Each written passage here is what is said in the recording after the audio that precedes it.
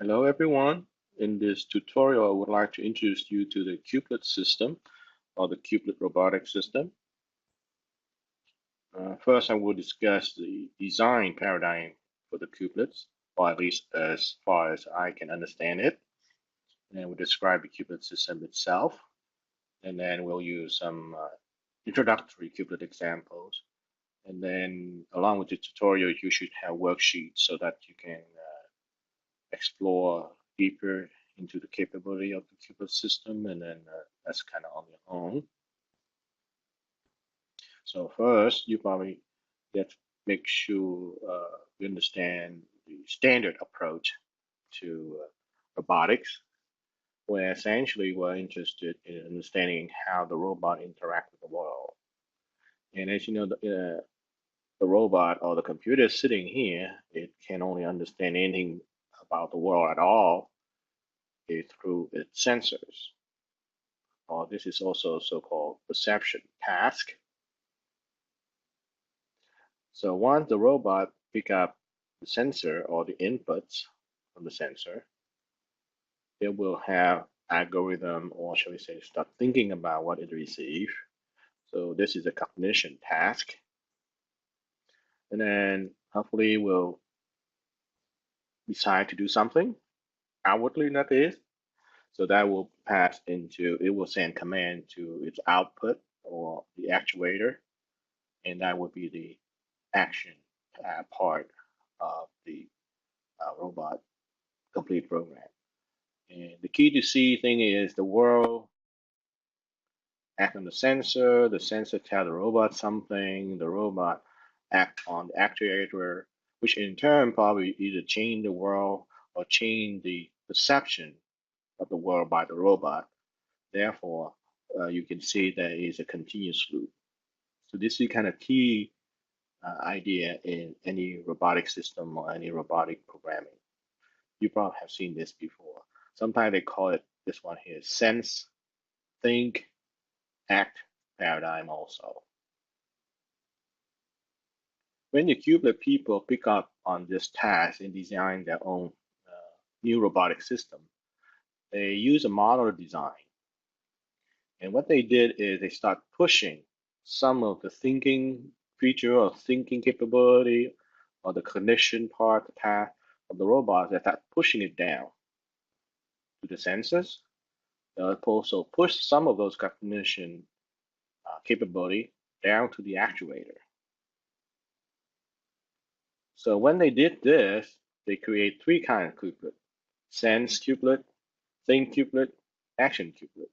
Except the action and the sense cubelet have, shall we say, some specialized cognition or capability or differentiated cognition. I'm not sure which word to use best here for describe that system.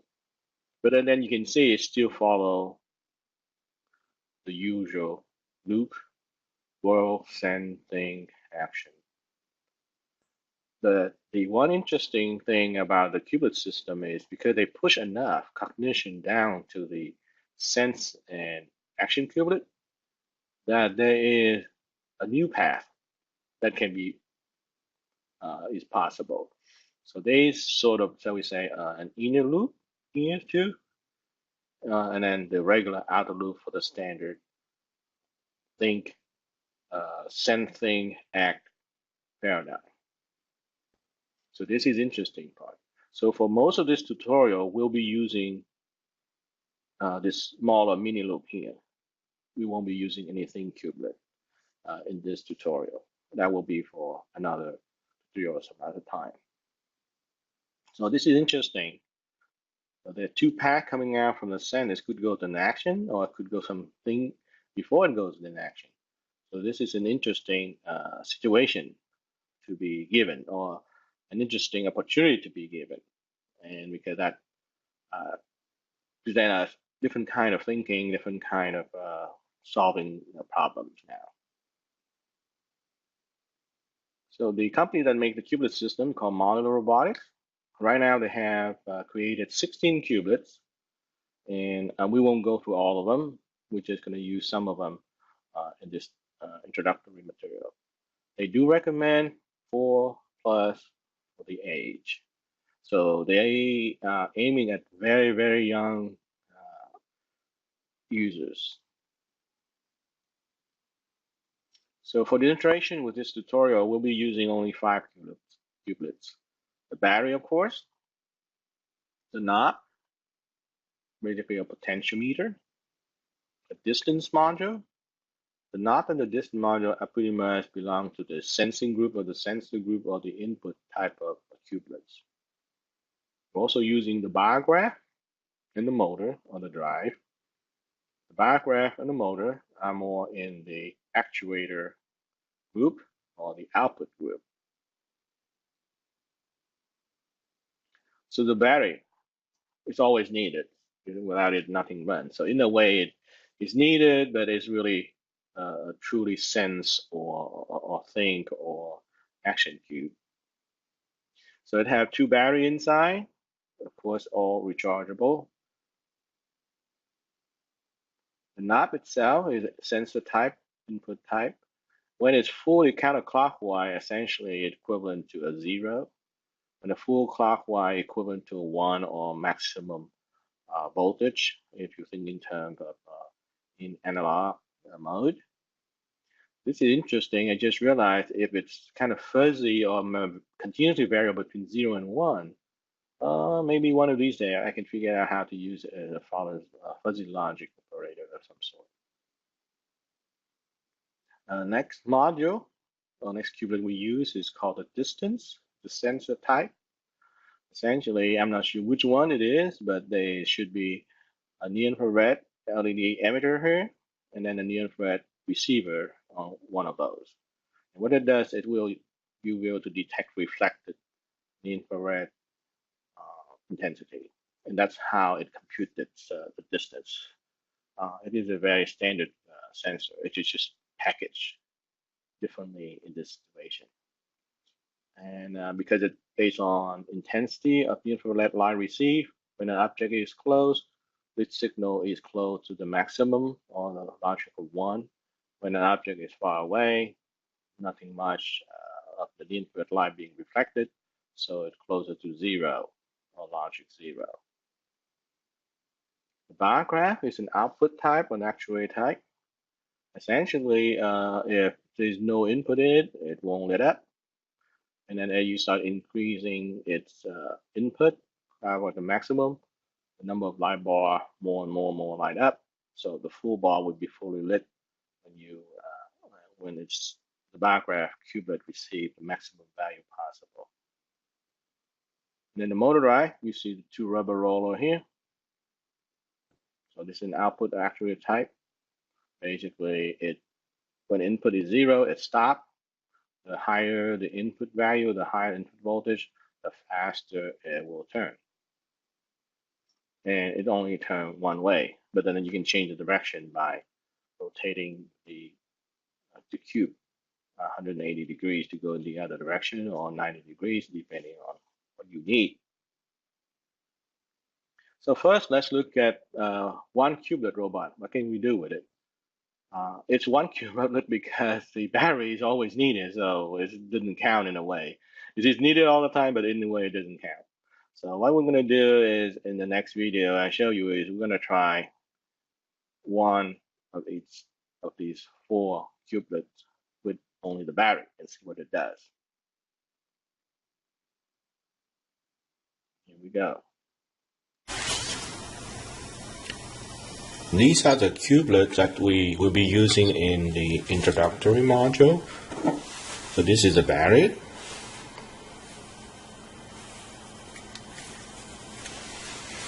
So there are 2 batteries inside, lithium iron phosphate inside. So that's a tiny little switch there. Turn it on. The little LED at the bottom will light up.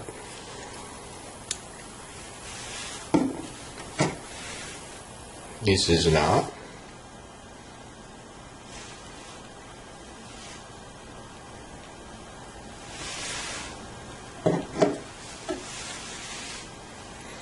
This is a distance sensor, so it has infrared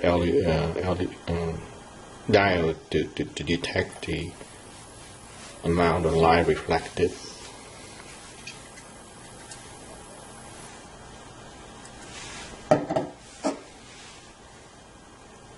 This is a bar graph cubelet, so the bar will lit up full maximum, it will all the way across, 0, so at the minimum.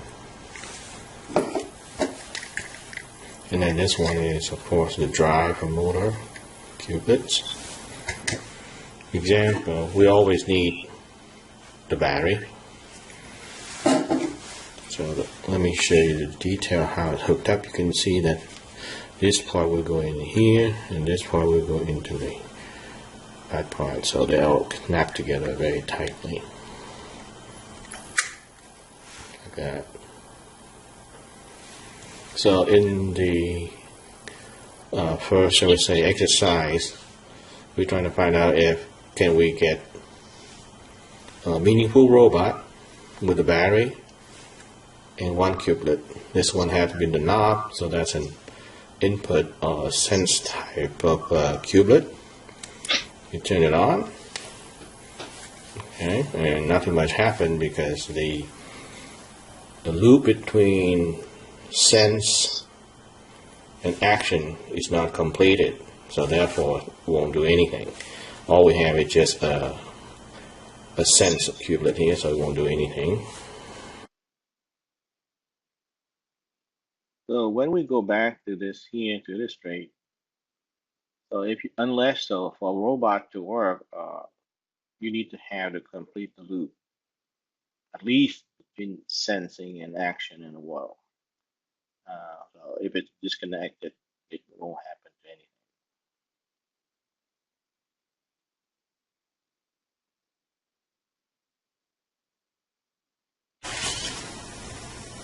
The introductory module. So this is So let's move back to where we were. cubelet, because a sense of cubelet here, so it won't do anything.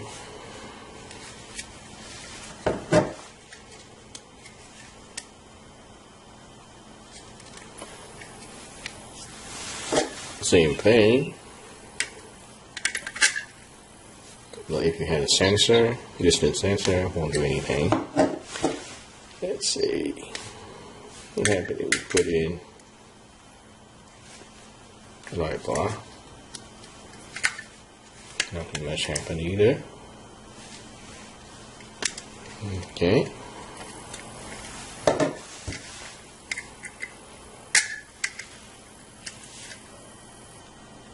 Yeah, drive.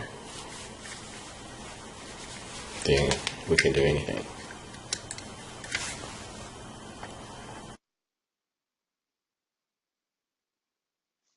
Okay.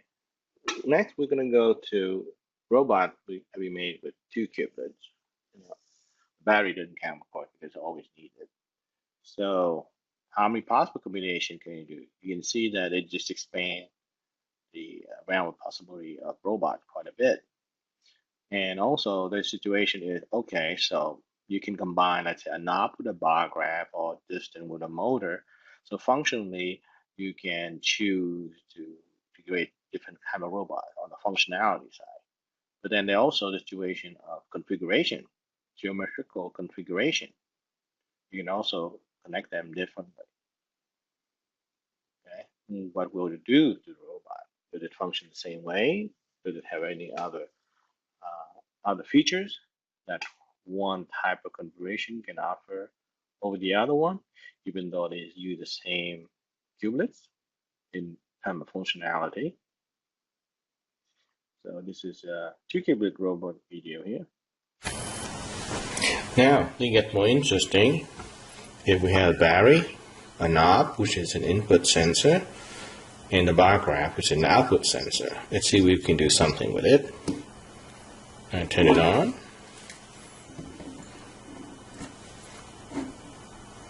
Okay, so counterclockwise is 0. Basically, the voltage from the battery goes through here, but when it come out, it get all suppressed because this is like a, remember, it's a potentiometer. So as I open it up, I like more voltage out. See, start letting up. Yep. So when I have this position, basically the voltage from the battery just come across completely over there.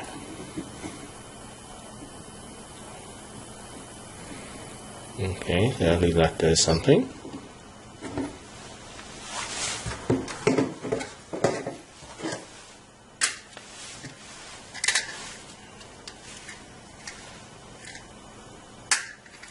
Let's try this one though. So I have battery, distance sensor, and drive. I turn it on.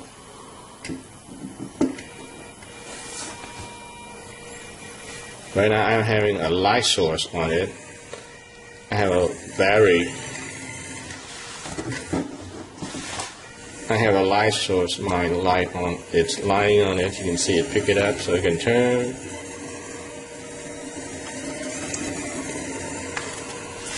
But let me turn it off. So right now, so there was a light source running on it, so it pick it up like if it detects some object. But normally it's defined so that's just ambient temperature, no direct line to it. And as you approach your hand, it detects your hand. It does that. But as you can see in this configuration, it's not very useful. Ideally, we probably want to have the drive at the bottom and the sensor you can have it somewhere on the side like that.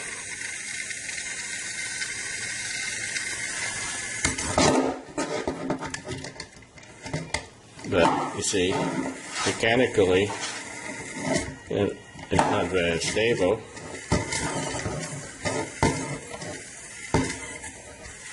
So perhaps what we can do with this one to stabilize it, and this one on top perhaps.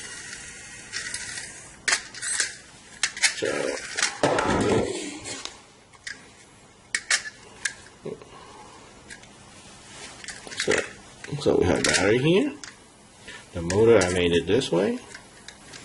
And let's face the sensor this way. This is the way the motor is set up, and I have this way. Let's see what we can do with this one.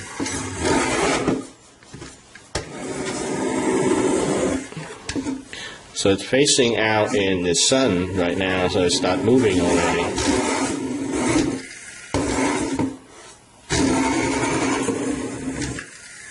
So right now the way to take my hand and follow my hand. Let me zoom out as much as possible.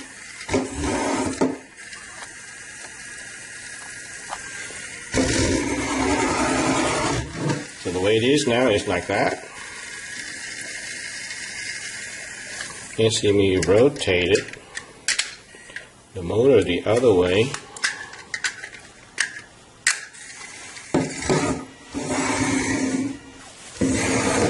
So now it keeps on running away from me.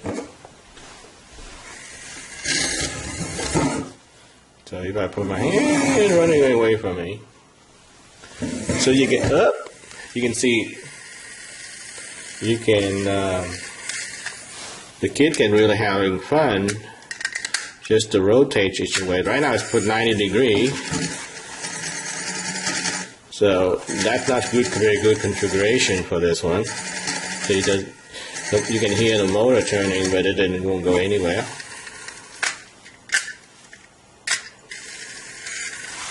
Here we go. So this is the one where it's trying to follow me all the time.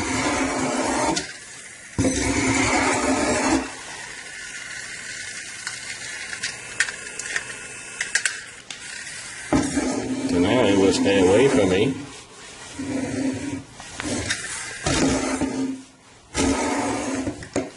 Okay.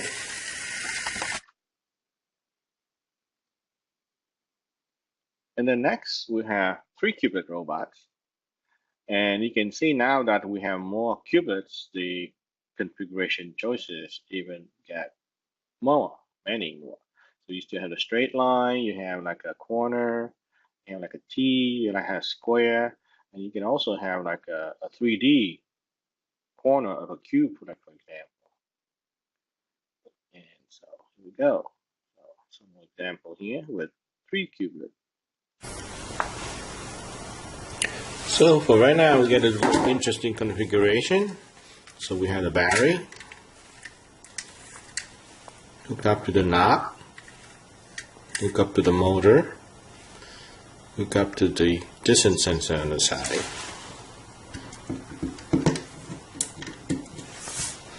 Turn it on. So you turn it on. So when it has voltage high enough, so we'll start moving.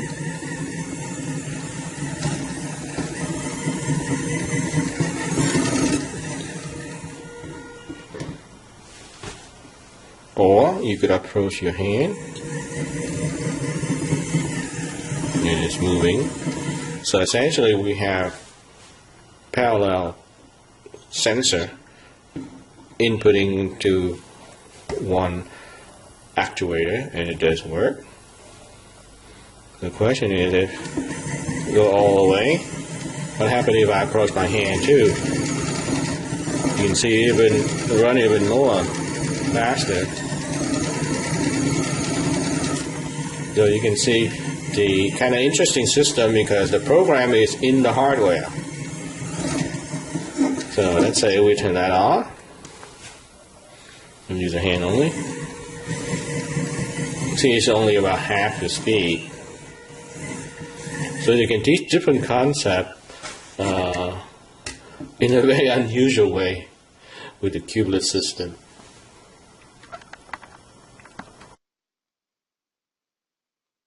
And then if you're interested in full programming, that means you want to modify each of the modules, you want to add your own code so it responds differently than what is being provided by Modular Robotics.